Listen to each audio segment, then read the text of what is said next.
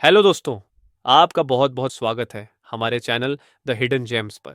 आज हम बात करेंगे भारत और मलेशिया कैसे नए रणनीतिक समझौतों के साथ अपने संबंधों को मजबूत कर रहे हैं के बारे में। तो बने रहिए हमारे साथ। भारत और मलेशिया के संबंधों में नया मोड़ आ सकता है जो शायद कुछ लोगों को हैरान कर दे, क्योंकि कुछ साल पहले हमारे संबंध काफी खराब हो गए थे। एशिया के नक्शे में मलेशिया को आप देख सकते हैं।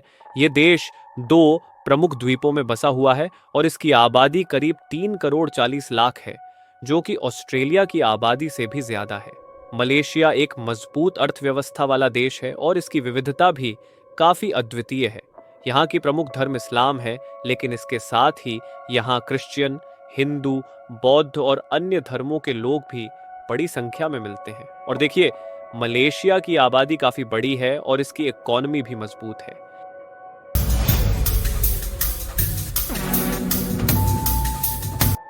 दरअसल भारत और मलेशिया ने 20 अगस्त 2024 रिलेशंस को समग्र रणनीतिक साझेदारी कॉम्प्रहेंसिव स्ट्रेटेजिक पार्टनरशिप में अपग्रेड करने का डिसीजन लिया, जब प्रधानमंत्री नरेंद्र मोदी और मलेशियाई प्रधानमंत्री अनवर इब्राहिम के बीच वार्ता हुई।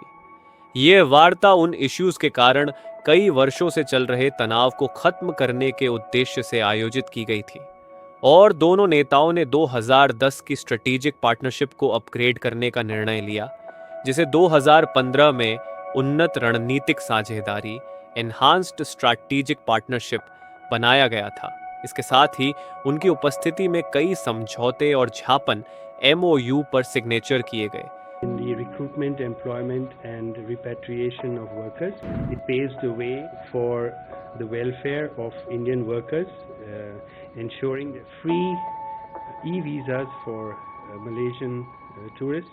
जिनमें वर्कर्स की movement, digital technology, culture, tourism, sports और एजुकेशन के क्षेत्र शामिल हैं। ऑफिशियल्स ने बताया कि भारत मलेशिया के साथ उस डिमांड पर भी काम करेगा जिसमें मलेशिया ने ब्रिक्स समूह में शामिल होने की मांग की है, जिस पर श्री इब्राहिम जोर दे रहे हैं। दोनों प्रधानमंत्रियों ने इंडो पैसिफिक क्षेत्र में मौजूदा कॉन्फ्लिक्ट्स और तनावों सहित जियोपॉलिटिकल चुनौतियों पर भी चर्चा की। इतना ही नहीं दोस्तों, बैठक के बाद प्रधानमंत्री मोदी ने कहा, मलेशिया आसियान और इंडो पैसिफिक क्षेत्र में भारत का एक इंपॉर्टेंट पार्टनर्स है। हम अंतर्राष्ट्रीय कानूनों के अनुसार नौवहन और उड्डान की स्वतंत्रता के लिए प्रतिबद्ध हैं और सभी विवादों का शांतिपूर्ण समाधान करने की वकालत करते हैं।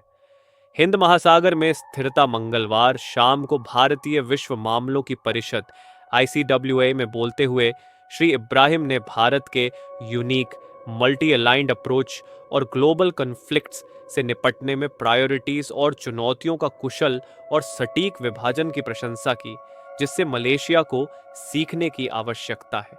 श्री इब्राहिम ने कहा, जहां अटलांटिक महासागर को साम्राज्यवादी विस्तार, क्रूर कॉलोनाइजेशन और स्लेवरी के काले इतिहास का सामना करना पड़ा और प्रशांत महासागर क्षेत्र तनावों से भरा है और कोल्ड वॉर के नवीकरण के केंद्र में है, वहीं हिंद महासागर क्षेत्र में हम ग्लोबल इकोनॉमी के लिए एक स्थिर और फ्लेक्सिबल आधार बना सकते हैं। Bilateral tension. श्री इब्राहिम की यह यात्रा 2018 के बाद से मलेशियाई प्रधानमंत्री की पहली यात्रा है, जब मलेशिया द्वारा नागरिकता संशोधन अधिनियम CAA की कड़ी आलोचना, जम्मू और कश्मीर का पुनर्गठन, भारत के विवादास्पद उपदेशक जाकिर नाइक के प्रत्यर्पण की मांग और कोविड-19 महामारी के दौरान भारत में सैकड़ों मलेशियाई नागरिकों की गिरफ्तारी जैसे मुद्दों के कारण संबंधों में खटास आ गई थी। श्री इब्राहिम ने इसे अनफॉर्चुनेट बताया कि पिछले कुछ वर्षों में संबंध प्रगति नहीं कर पाए। उन्होंने कहा कि यह महत्वपूर्ण है कि भारत और मलेशिया दोनों मल्टीकल्चर, मल्टी रेशियल और मल्टी रिलीजियस कंट्रीज के रूप में अपनी समानताओं पर ध्यान दें।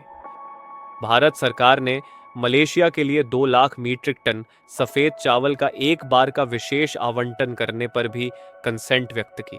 मलेशिया ने भारत से चावल और चीनी के एक्सपोर्ट पर लगे रेस्ट्रिक्शंस को कम करने का आग्रह किया था।